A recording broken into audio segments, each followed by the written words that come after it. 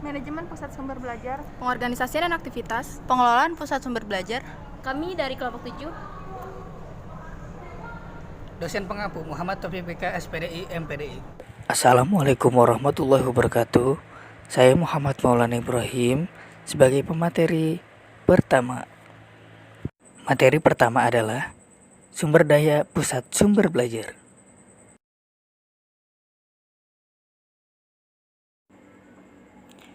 Pengertian sumber belajar adalah semua sumber yang dapat dipakai oleh para peserta belajar, baik secara individual maupun kelompok untuk memudahkan terjadinya proses belajar. Sumber belajar juga sesuatu yang dapat dijadikan sebagai acuan, referensi, atau rujukan bagi orang yang belajar berupa manusia dan non-manusia, direncanakan dan dimanfaatkan terpisah maupun menyatu. Tujuan ini untuk mencapai kompetensi tertentu. Pusat sumber belajar PSB merupakan lingkungan di mana sumber-sumber dapat dikelola dan dikembangkan secara optimal untuk meningkatkan efektivitas dan kualitas belajar manusia. Tujuan pusat sumber belajar yaitu meningkatkan efektivitas dan efisiensi KBM melalui pengembangan instruksional umum. Halo semuanya, Mas Surya sebagai pemateri kedua. Apakah kalian mengetahui peran guru sebagai sumber belajar? Merupakan peran yang sangat penting. Peran sebagai sumber belajar berkaitan erat dengan penguasaan materi pelajaran. Kita bisa melihat baik atau tidaknya seorang guru hanya dari penguasaan materi pelajaran tersebut. Apabila guru yang baik, manakala ia dapat menguasai materi pelajaran dengan baik, sehingga benar-benar ia berperan sebagai sumber belajar bagi anak didiknya. Apa saja proses pembelajaran guru sebagai sumber belajar? 1. Guru memiliki bahan referensi yang lebih banyak dibandingkan dengan siswa. 2. Guru dapat menunjukkan sumber belajar yang dapat dipelajari oleh siswa yang biasanya memiliki kecepatan belajar di atas rata-rata siswa yang lain. 3. Guru perlu melakukan pemetaan tentang materi pembelajaran. Halo teman-teman, perkenalkan nama saya Prisma Windani Panutki sebagai pemateri ketiga. apa sih inventarisasi sumber belajar itu? Inventarisasi sumber belajar merupakan kegiatan pencatatan data fasilitas pendidikan yang dimiliki. Manfaat yang dapat diambil dari pencatatan ini adalah membantu pimpinan ataupun pihak-pihak yang berkompeten ketika akan mengambil keputusan berkenaan dengan pengadaan fasilitas pendidikan sekolah. Kegiatan penyimpanan yaitu meletakkan atau menaruh di tempat yang aman dan mudah ditemukan pada saat dibutuhkan.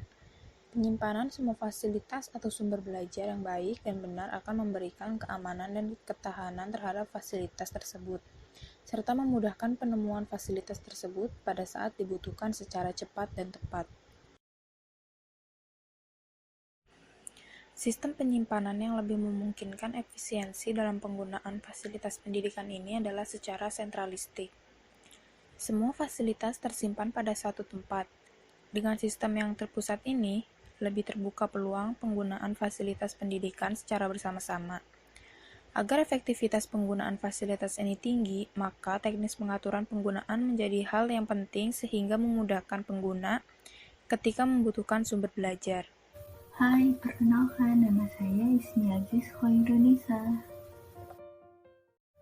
Apa sih administrasi pengelolaan pusat sumber belajar?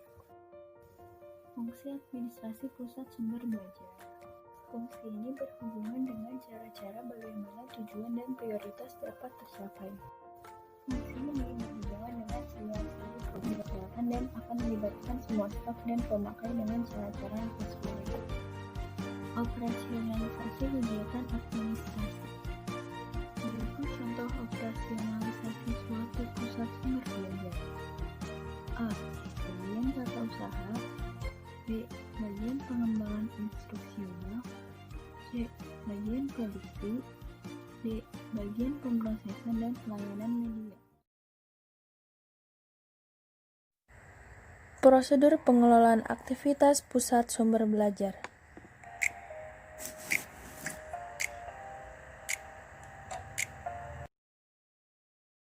Baik, Pengelolaan pusat sumber belajar adalah kegiatan yang berkaitan dengan pengadaan, pengembangan, atau produksi, pemanfaatan sumber belajar, terutama bahan dan alat. Untuk kegiatan pendidikan dan pembelajaran, kegiatan pengelolaan sumber belajar tersebut dilaksanakan oleh suatu bagian dalam lembaga pendidikan atau sekolah yang disebut pusat sumber belajar.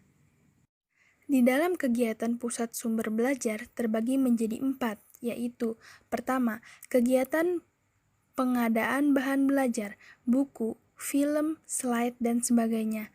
2. Kegiatan produksi atau pengembangan bahan belajar. 3. Kegiatan pelayanan bahan belajar. 4. Kegiatan pelatihan pengembangan media pembelajaran.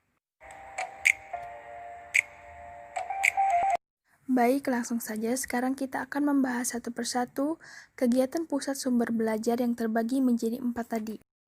Yang pertama, kegiatan pengadaan adalah upaya untuk memperoleh bahan belajar berupa bahan cetakan, contohnya buku ataupun modul. Kedua, ada bahan audio, yaitu contohnya kaset, audio, CD, tape, dan lain-lain.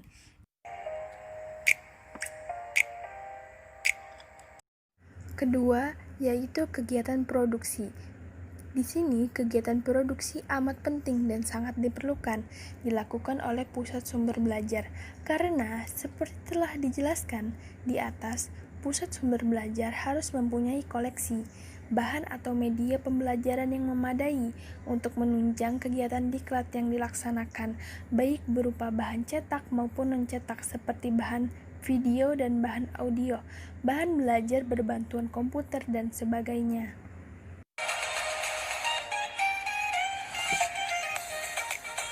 Ketiga, yaitu kegiatan pelayanan. Kegiatan pelayanan adalah fungsi yang langsung berhubungan dengan kegiatan pembelajaran yang dilaksanakan oleh pusat sumber belajar, karena keberadaan PSB dengan semua personal dan sarana serta peralatannya adalah dimaksudkan untuk memberikan pelayanan berupa pemanfaatan berbagai jenis bahan dan media belajar untuk menunjang kegiatan pembelajaran yang dilaksanakan. Baik, ini yang terakhir, yaitu adalah fungsi pelatihan.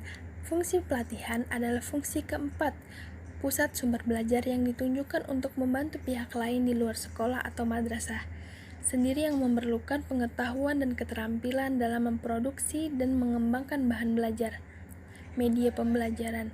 Fungsi ini tentu saja baru dapat dikerjakan bila PSB sudah bertumbuh dan berkembang sedemikian rupa sehingga memiliki SDM yang memadai dan produksi dan pengembangan media pembelajaran serta peralatan dan sarana yang memadai untuk mendukung kegiatan produksi dan pengembangan